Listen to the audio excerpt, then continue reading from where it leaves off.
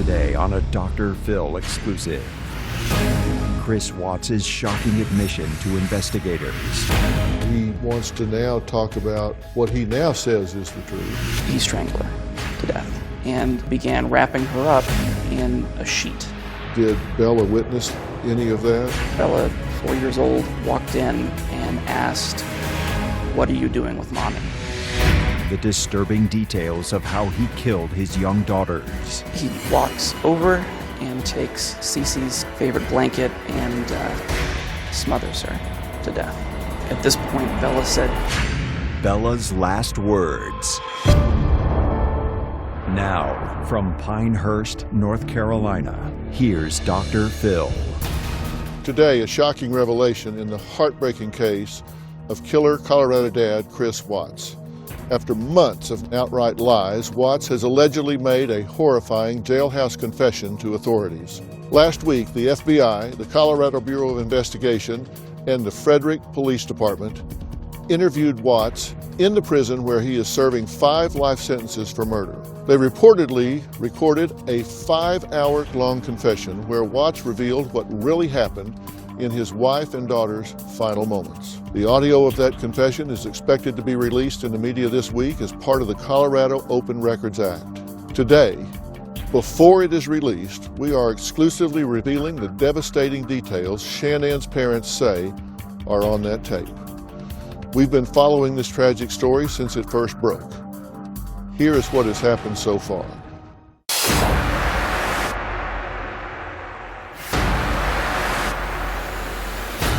A dark mystery in Frederick, Colorado. Concern in Frederick right now about a pregnant woman who's missing along with her 2 daughters.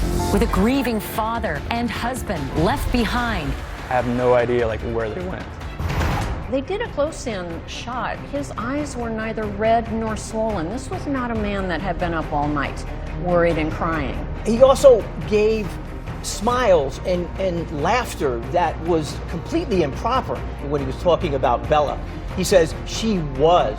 That's final. As an investigator, that jumps out to me as he knows that she's already gone.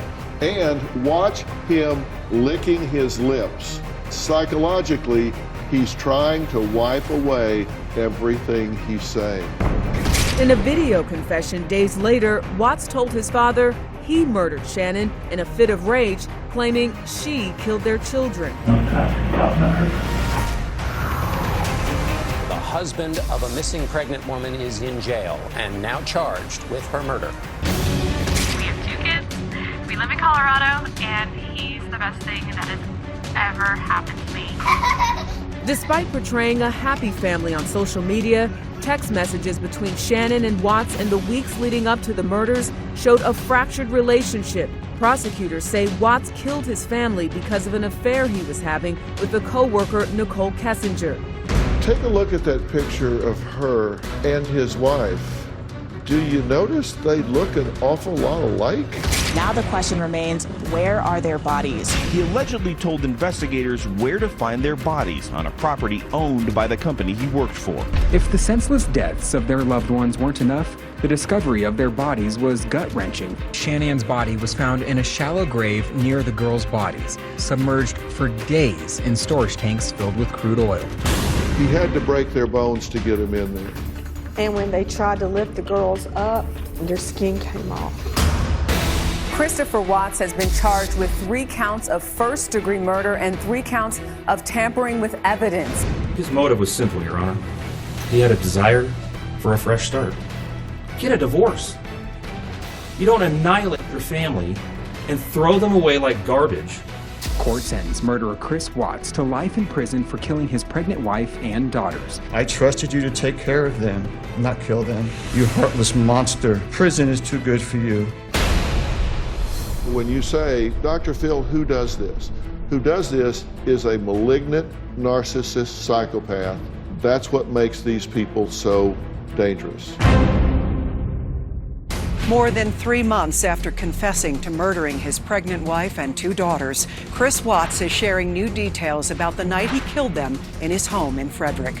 The Colorado Bureau of Investigation says last month in a Wisconsin prison, Watts met with federal and local investigators. According to the CBI, he offered new information about the murders of his pregnant wife, Shanann, and daughters Bella and Celeste. On Monday, we have an exclusive interview with Shanann's parents, Sandy and Frank, along with her brother, Frankie Jr. We hear their first reaction to Chris Watts' full confession. I want to focus on loving mother Shanann, her unborn son Nico, and her little daughters Bella and Celeste. We want to honor their memory, but today we're speaking to the legal team for Shanann's parents, Sandy and Frank Rusek, and revealing the devastating details Shannann's mother says she was told about Watts' confession. Thank you so much for taking the time to talk to me about this horrifically tragic case. I've spent a lot of my professional career in deception detection work, and it's really interesting to me that he's now decided to tell the rest of the story. Let me ask you guys first, because you represent Shanann's parents, right? Right. How are they doing? The way it was described to me fairly recently by Sandy was that when this all happened, she felt like her and Frank and Frankie Jr. were lying on their back in the middle of the ocean. Sandy said it felt like they were being pulled under. This latest development, I understand that he's now sat down for 5+ hour conversation with multiple agencies, all at one time, and given a detailed confession of what he says actually took place. Is that your understanding of how this information came to be? That is. Yeah. He wants to now talk about what he now says is the truth. I mean, he said what he said was the truth before. This is now his current version of the truth, which may or may not be. What do we know about his motive for doing this? Why he's talking now and why he's saying what he's saying now? I mean, is he trading this for something? Has he gotten jailhouse religion? We don't believe that he's been offered anything, that there is really anything that could be given to him or traded. So I think it is the jailhouse religion. Our understanding is that he's claiming that he's now remorseful and that he's found God. Yeah, we've had a few different conversations with him. It's almost eerie how normal some of the conversations go with him, and I don't know exactly what that's about or anything. He's been very forthcoming. It's almost like calling a neighbor. Right. Really? He really sounds odd. friendly and almost glad to hear from us, which was surprising. We have on good authority, reliable authority, and directly from talking with the parents, specifically Sandy, about what he said during that conversation, correct? Correct. Correct.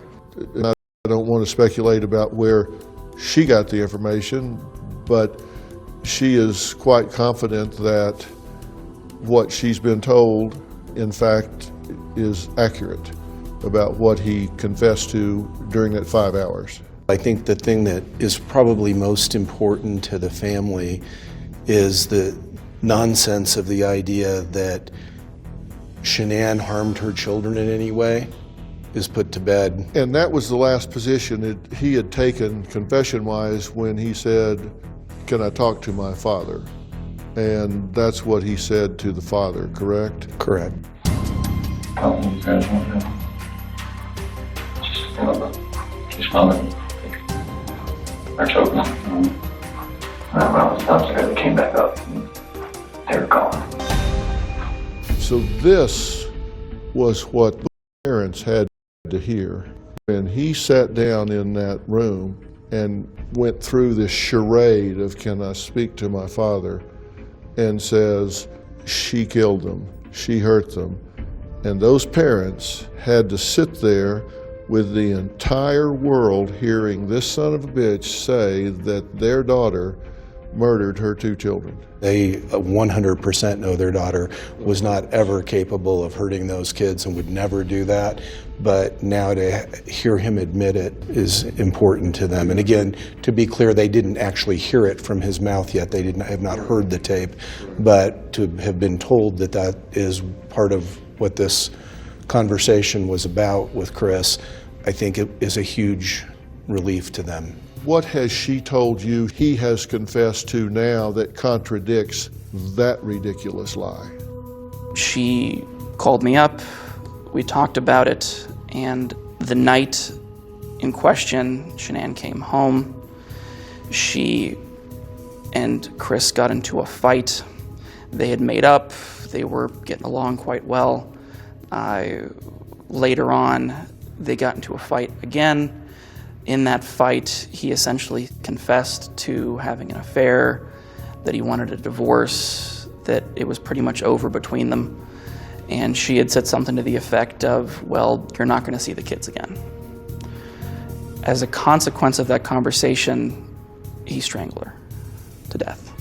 They have this argument, and she threatens you're not going to see the children again, so he attacks and kills her. Did Bella witness any of that? Coming up. Bella walked in and asked, what are you doing with Mommy? And what he said was that Mommy is sick and we need to take her to the hospital. And then Bella's last words. Bella said, please, Daddy, do not do to me what you just did to Cece. Welcome back to our Dr. Phil exclusive. Chris Watts' full confession, his daughter's final words. The husband of a missing pregnant woman is in jail and now charged with her murder. In a video confession, Watts told his father he murdered Shanann in a fit of rage, claiming she killed their children. Today, we're speaking to the legal team for Shanann's parents, Sandy and Frank Rusick, and revealing the devastating details that Shanann's mother says she was told about Chris Watts' full confession. Sandy's been told they have this argument, and she threatens you're not going to see the children again, so he attacks and kills her. Did Bella witness any of that? From our understanding, Bella did not witness the actual killing of her mother, Shanann. It was not until Chris was in the process of trying to dispose of Shanann's body, essentially wrapping her up in this sheet.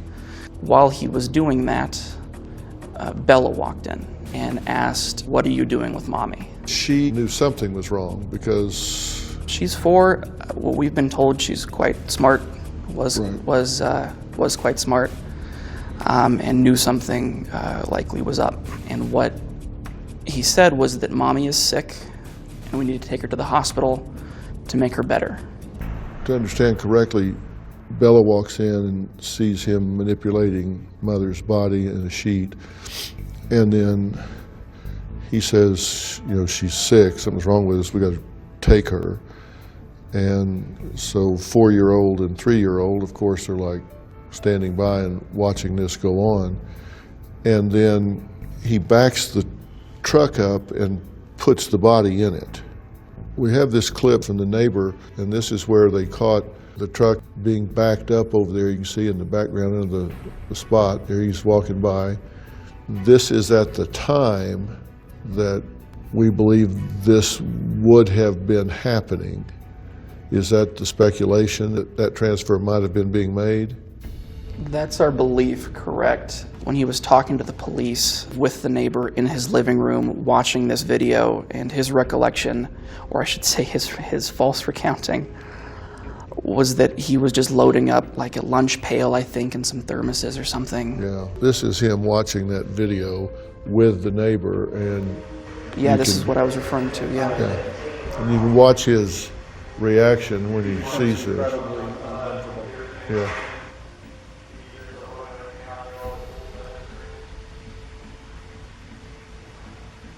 He doesn't even want to look at it. Now he's this despair, hands on his head like, oh my God, body language is, oh my God. Right, and I think the neighbor picked up on that too, that there was clearly something wrong with the way he was acting. Yeah, it's like he's not wanting to watch this. He's got his head in his hands. And then when you look at Chris's neighbor, just talking about his radar, that's when what you're talking about here. All right, appreciate your time. Thanks. Hopefully it comes up. Here. Not active, right? No. He's never fishing. He's never rocking back and forth. And he never rotates his stuff in and out of the garage. He's now saying what he did was he wrapped her in a sheet, put her in the truck. On the floorboards, loads up Bella and Celeste into the vehicle and drives 45 minutes or so to where the bodies were eventually found. He takes Shanann's body, still in the sheet, and throws it in a dirt pile next to the truck. And he walks over and takes Cece's, Celeste's, favorite blanket and smothers her to death. Then he takes her body, takes it out of the vehicle. At this point, Bella had, I guess, unbuckled herself from the vehicle, and he went back to the vehicle, and at that point, Bella said, "Please, Daddy, do not do to me what you just did to Cece." Coming up. From what we've been told, there was a struggle from Bella. She had fought for her life. I think the worst for those girls on the drive there, if he did load them onto the floorboards, how much were Bella and Cece aware of what might have been happening in those 45 minutes? Welcome back to our Dr. Phil exclusive. Chris Watts' full confession, his daughter's final words. He walks over and takes Cece's, Celeste's, favorite blanket and smothers her. And at that point, Bella said, "Please, Daddy, do not do to me what you just did to Cece." And then he killed Bella. From what we've been told by Michael Rourke in the DA's office, and that was revealed in his sentencing hearing, there was a struggle from Bella, I believe. There were signs that she had fought for her life. And I think of the things that have been hard for the Rusiks to comprehend and to accept in this reality, what happened to Bella in those last moments have been the hardest. When Sandy was telling you this, what was her demeanor? How painful was this for her? The hardest thing to hear was that she wonders if in Bella's last moments, seeing as she saw her mother being wrapped up in a sheet, she saw her sister being killed, if some of her last thoughts might have been, where's Grandma, where's Grandpa?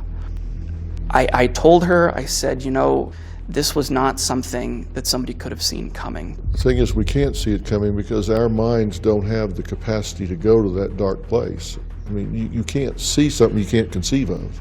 Personally, I think the worst for those girls on the drive there, it's a 45-minute drive, if he did load them onto the floorboards like we've been led to believe, obviously the question becomes, how much were Bella and Cece aware of what might have been happening in those 45 minutes on that drive to where their bodies were placed?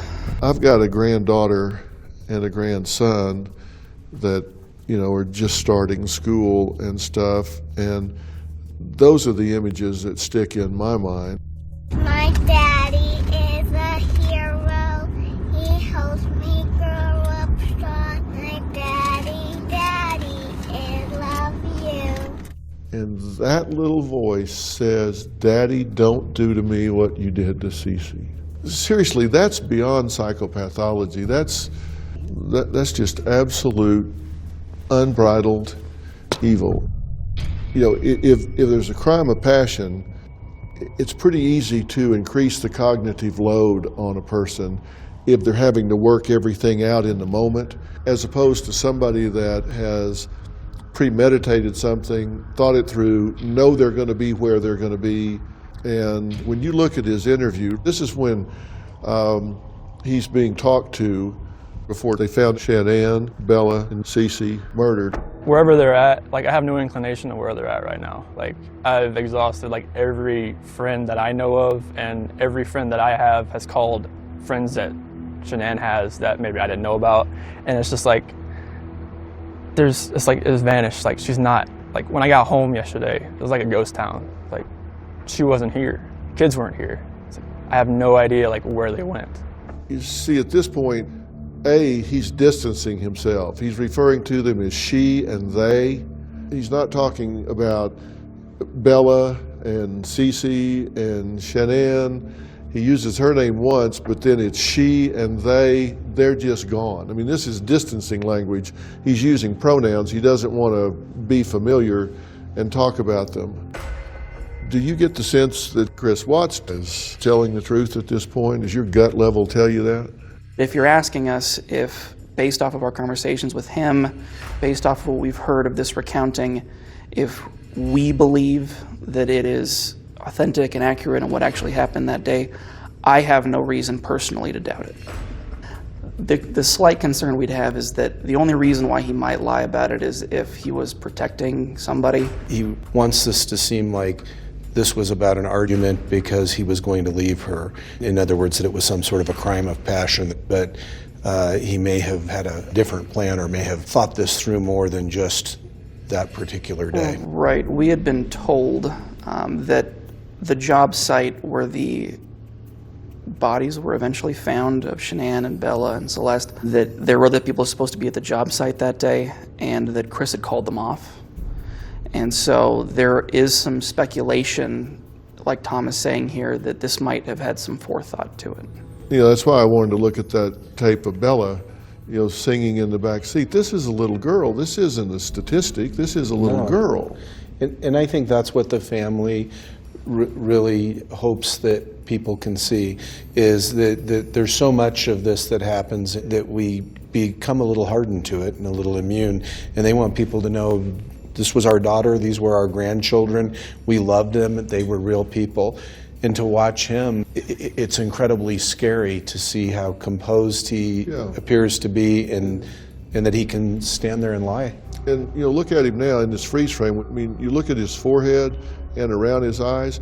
There's no stress in this man's face at this point. No. And what I'm saying is, if this had not been premeditated and he was having to put all this together in real time, that's when it's cognitive overload. And he's not here, which is why I don't believe this was a crime of passion. And you say that there is some indication that he may have called people off of that job site ahead of time. How does he call the people off? Does he? From my understanding of it, there were multiple people working that job site that day. There was something that needed to be done at the job site. And so he essentially said, well, no, I got this. It's fine. You don't need to come around. I can handle this. That wasn't found out until afterwards? That's our understanding, yes. Yeah, that makes sense. Let's roll this. It's just earth-shattering. I don't feel like this is even real right now. It's like a nightmare that I just can't wake up from. Bella was going to start kindergarten next Monday. Was going to start kindergarten, which means she can't start now, and he knows she can't start now because she's no longer alive. That's what makes me believe this calling off the workers does comport with what we're seeing. Roll the tape. I'm just hoping right now that she's somewhere safe, and maybe she's there. But right now it's just like, if she's vanished, like, I want her back so bad. I want those kids back so bad.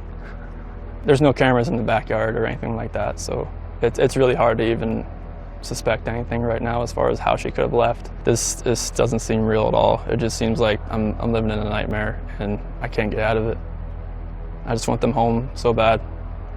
Yeah. And you notice he's shaking his head no while he's saying, I want them home so bad. I want them home so bad.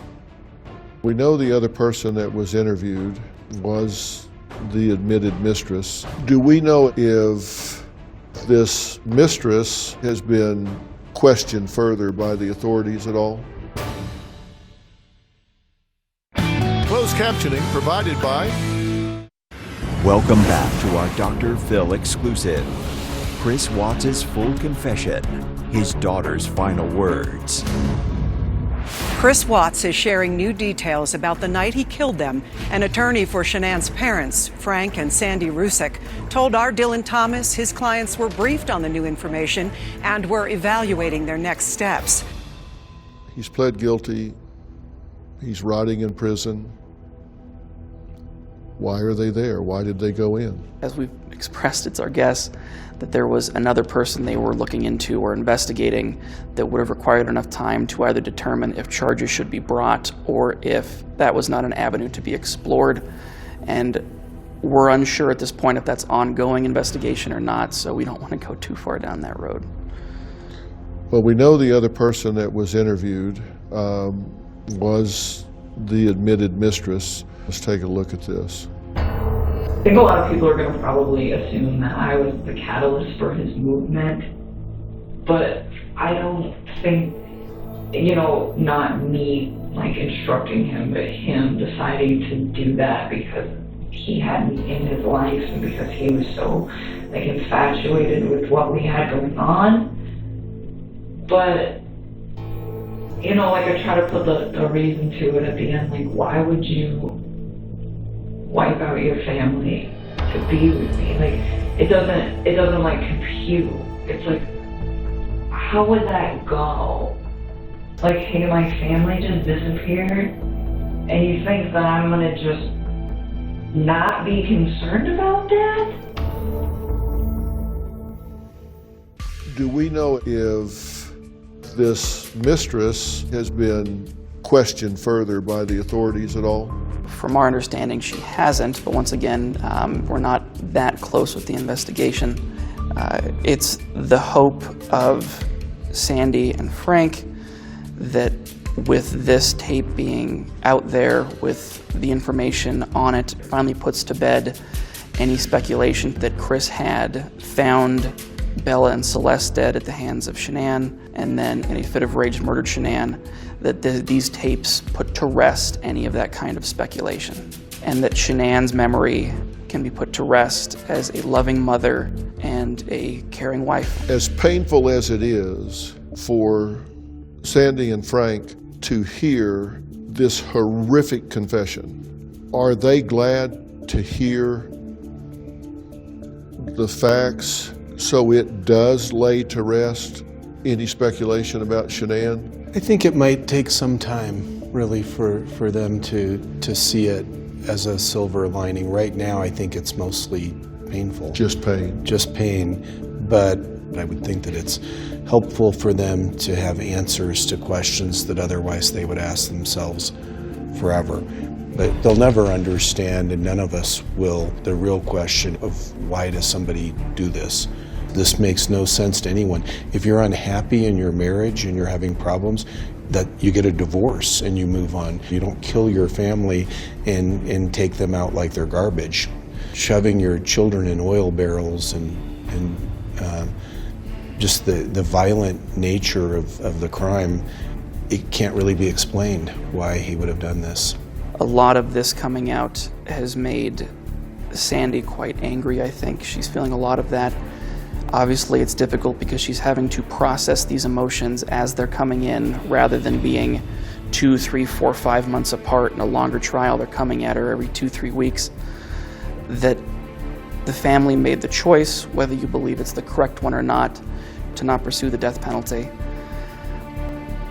If it were me, I don't know how that would sit with me, knowing that she didn't know the full story. And that might very well have changed the position she took, what she advocated for at the time. All I can tell you is what I might do. It would definitely have changed the calculus for me. I know they're very strong Catholics and very devout, and I think they felt that it wasn't appropriate for them to advocate for the taking of Chris's life, even though he took their daughter and grandchildren's lives. That they didn't want to be in that position of being the ones to make that call, and they felt that the DA offering Chris a chance to not be charged with the death penalty was appropriate and something that they supported clearly. Coming up. Whole time he's having that conversation, he's been to the site, he's killed Cece, killed Bella, he's already killed her. Really? Your wife leaves with your children going to a friend and you don't know which one? Does she have 140 friends? I mean, this is falling apart from the minute he opens his mouth. Closed captioning provided by... Welcome back to our Dr. Phil exclusive. Chris Watts' full confession, his daughter's final words. The defendant coldly and deliberately ended 4 lives. Not in a fit of rage, not by way of accident, but in a calculated and sickening manner. What must Bella, age 4, and Celeste, age 3, must have experienced or thought as their father, the one man on this planet who was supposed to nurture and protect them, was snuffing out their lives. The man seated to my right smothered his daughters.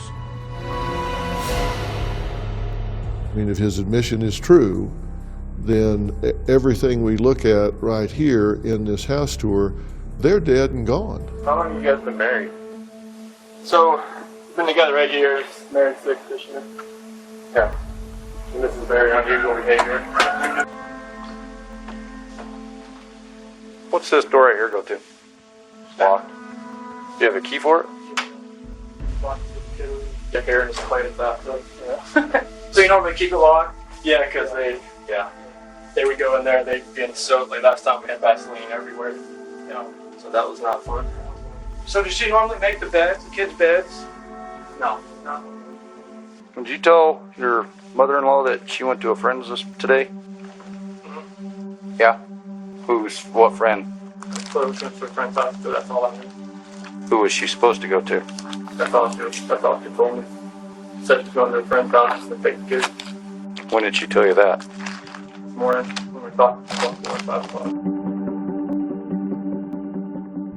Whole time he's having that conversation, he's been to the site, he's killed Cece, he's killed Bella, he's already killed her, and he's standing there rocking back and forth. It's, yeah, absolutely unbelievable. It appears to me that Chris Watts changed in a significant way from the time they got married to the time he did these things. You know, he lost the weight, he seemed to become very narcissistic, things changed and he lost himself. He's got 3 life sentences and 84 years to reflect on that. The thing I always found out about these kind of people is they're narcissistic. And with a narcissist, they never challenge their story. And then the first time somebody pushes back, they fold like a pup tent in a windstorm. And that's where you see him on the driveway rocking back and forth, and he's got that deer in the headlights look. And he's got no game, he's got no story, he's got nothing. And he's laughing when there's incongruency between his emotions and his story. And said she went to a friend's. What friend? I don't know. Really? Your wife leaves with your children going to a friend and you don't know which one? Does she have 140 friends? What are you talking about? That's a lie on its face. I mean, this is falling apart from the minute he opens his mouth. That's why this guy was caught as fast as he was. This was a malignant narcissist, and those are the ones that slip under the radar and do their damage. He's sick, he's demented, he's off the street where he should be, he never should be there. Let's talk about the fact that he has now folded enough to make it clear that Shanann was a good and loving mother, had not one thing to do with this, and let's honor her and let's honor those children. So that's what's remembered, and that's the message we want to leave with America. Coming up. Bella and Cece were pretty close. Thank you, Nana, Papa. Sandy has said when this tape comes out, she's going to be devastated. Welcome back to our Dr. Phil exclusive. Chris Watts' full confession, his daughter's final words. Hi. This is Nana. I'm here. This is Nana. Why did you say that? Bella and Cece were pretty close, right? From everything we understand. That's our understanding, yeah. Close in age and close as sisters. Say thank you, Nana Papa. Thank you, Nana Papa. Say we love it. I love it. I mean, there's a plethora of videos and tapes and pictures of Bella and Celeste, just like the one you showed, laughing and smiling and playing while they were still alive. Has this taken a toll on Sandy and Frank as a couple, or has it brought them closer together? Sandy and Frank, they took some time, they processed it, but they processed it together.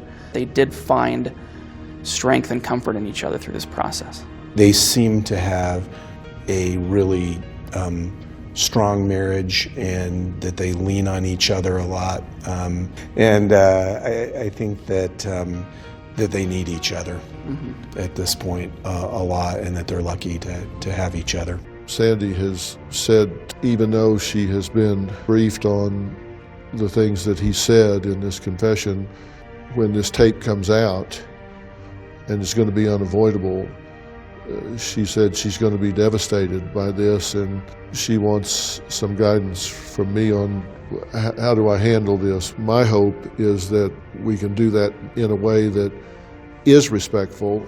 I absolutely refuse to allow my platform to be used to sensationalize Chris Watts as opposed to honoring Shanann, Bella, Cece, and Nico, and respecting this family. The one thing that springs to mind for me, Chris said kind of once he got started, he couldn't stop.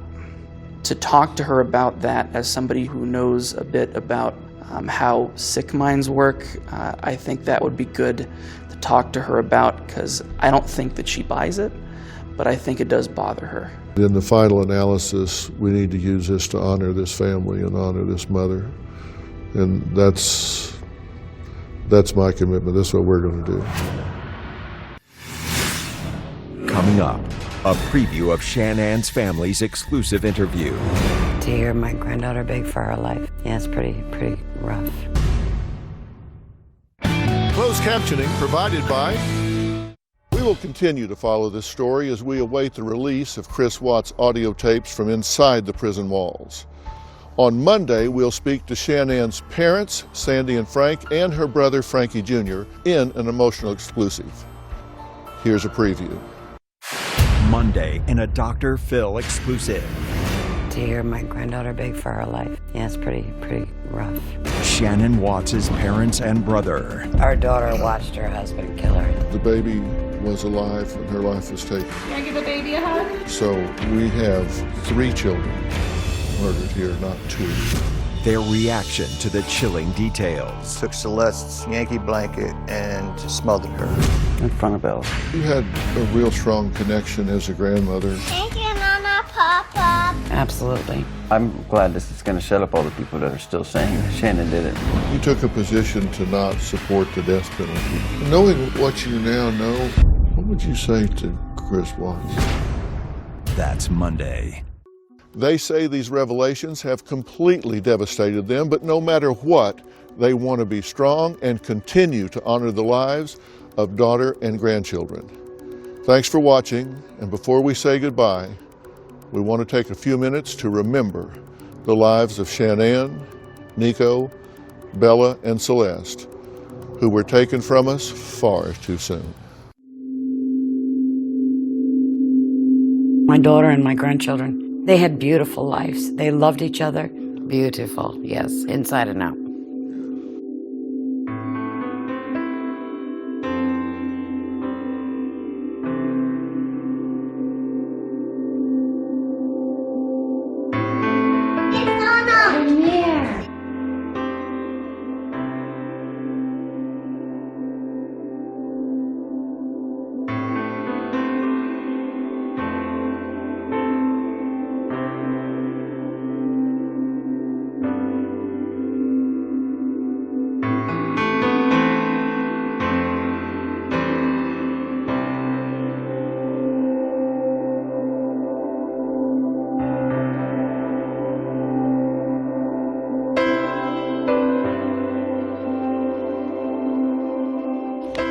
Pop Pop? Thank you, Pop Pop.